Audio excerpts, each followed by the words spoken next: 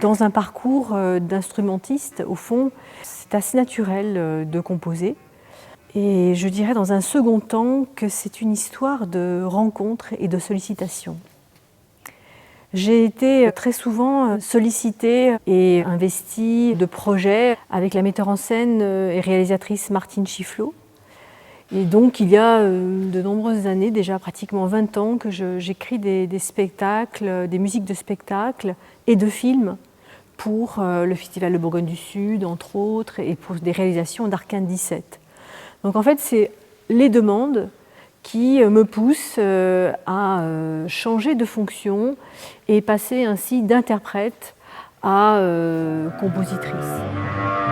Ça approche bien l'archet du chevalet encore plus. Ce qui est intéressant, c'est ce son, voilà. Tu vois, un peu métallique. Alors être une femme déjà clarinettiste de ma génération, c'était déjà une exception. On dit généralement, comme à l'orchestre, qu'il faut être véritablement beaucoup plus compétente pour réussir les concours.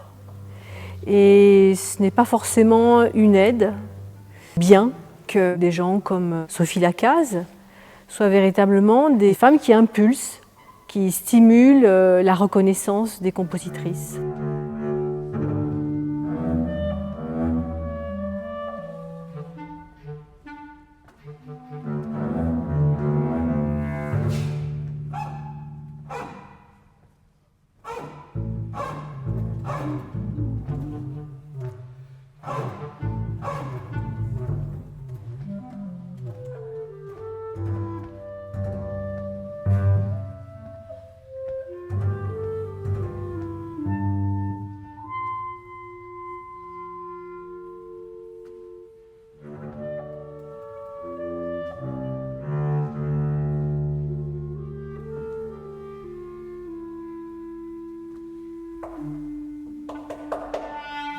La création est une forme en arche, c'est en quelque sorte un thème et variation.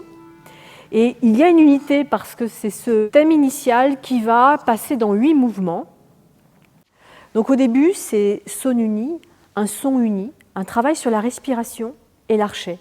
C'était au fond les deux caractéristiques qui réunissaient ces deux familles. Les contrebassistes se sont mis à respirer comme les clarinettistes, et les clarinettistes à tenir une phrase comme un archet qui vibre bien dans la corde. Et cette identification a donné ce travail sur le souffle et des sons éoliens et subtils dans une respiration commune. Et on va finir de ce son uni avec un unisson à la fin. Et entre, c'est un véritable voyage avec Quadoria qui travaille sur l'élément de l'eau. Ensuite, on a le soleil, Suna. Ensuite, Terra Lovart, la terre, avec un contrepoint marquant. Et puis, il y a Luna, qui fait pendant à Suna, et Vayuvaruna, qui est le vent. Et les élèves ont ainsi pu découvrir une diversité de styles, aussi bien des références sérielles qu'un gros travail de contrepoint, que des traitements sonores tout à fait différents. Ils ont découvert qu'il n'y avait pas d'un côté le son classique et d'un autre côté le bruit, mais que le son pouvait devenir expressif sans garder les caractéristiques habituelles de l'instrument.